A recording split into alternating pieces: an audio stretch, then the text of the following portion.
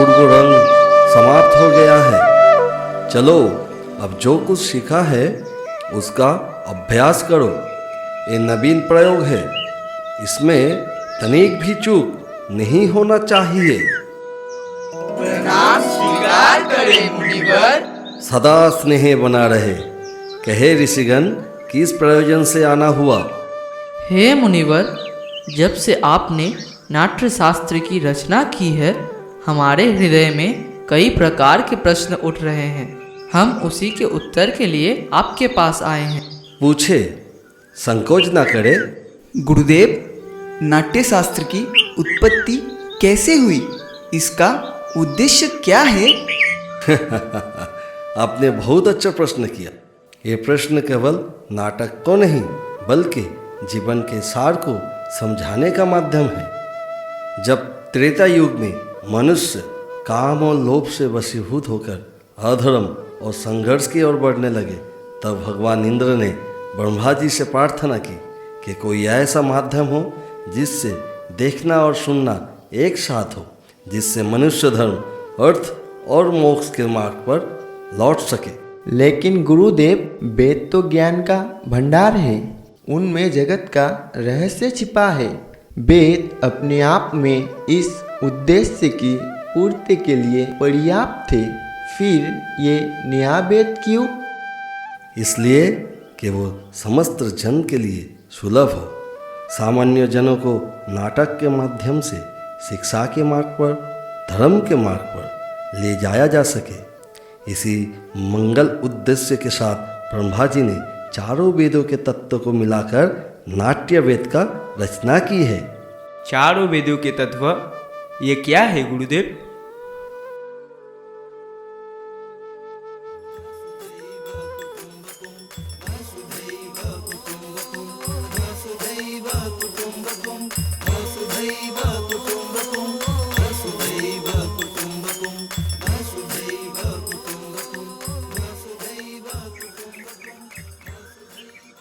नाटक में ये जो पाठ सुन रहे हैं आप, ब्रह्मा जी ने इसे ऋग्वेद से लिया है। इस सुंदर गाने का आधार सामवेद है। यजुर्वेद से अभिनय और अथर्ववेद से रस लिया गया है। चारों वेदों के अंग को लेकर नाट्य शास्त्र की उत्पत्ति की है। गुरुदेव, तो क्या नाटक केवल देवताओं के लिए बनाया गया है? नहीं, यही प्रश्न दानवों ने ब्रह्मा जी के सामने रखा था। तब ब्रह्मा जी ने उत्तर दिया था कि नाट्य शास्त्र तो सबके लिए है। वे देवताओं, दानव और मनुष्य को समस्त शुभ अशुभ कर्मों को दिखलाने वाला है। नाटक तो दुख से, थकावट से तथा शोक से पीड़ित लोगों को आराम देने वाला होता है। इसमें तो सारे रस, भाव, शास्त्र, शिल्प और कार्य का समावेश है। ऐसा कोई ज्ञान नहीं, ऐसा कोई कार्य नहीं जो नाट्य में ना दिखे। अद्भुत!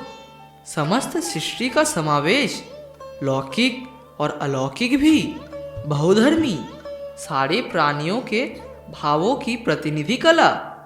हाँ ऋषिगण, नाट्य को सभी कलाओं का उद्गम कह सकते हैं, या फिर कह सकते हैं सभी कलाओं का संगम।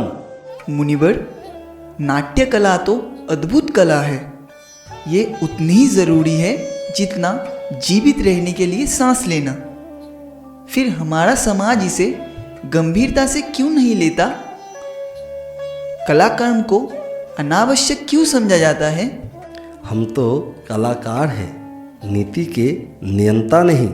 कलाकर्म करना हमारा धर्म है। हमारे विषय में, हमारे कला के विषय में तो नीति नियंताओं को विचार करना होगा। प्रयोग के साधन और अवसर उपलब्ध कराने होंगे। नाटक केवल कला नहीं है, ये समाज का दर्पण है। ये मानवता को सत्य की मार्ग पर ले आने का साधन है।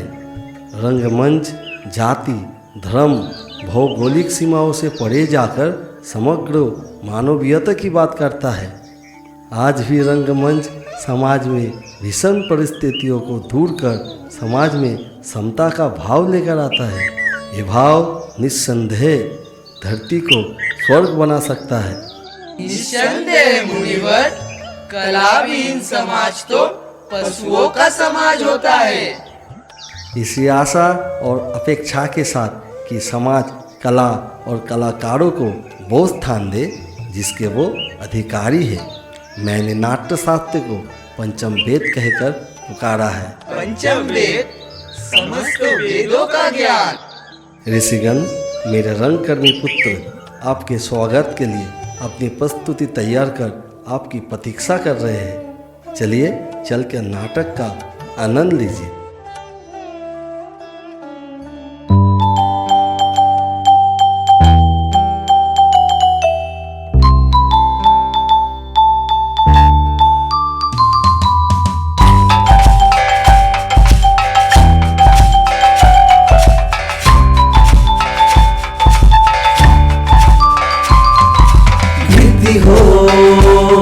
इस राष्ट्र की आशा सभी के पूर्ण हो, सृष्टि हो आनंद की, जग में सदा संपूर्ण हो, वृद्धि हो इस राष्ट्र की आशा सभी के पूर्ण हो, सृष्टि हो आनंद की, जग में सदा संपूर्ण हो, धरती सदा फूल फले, ऊपर बिमल आकाश हो, सज्जन रहे निर्भय सदा, वो दुर्जनों का नाश हो।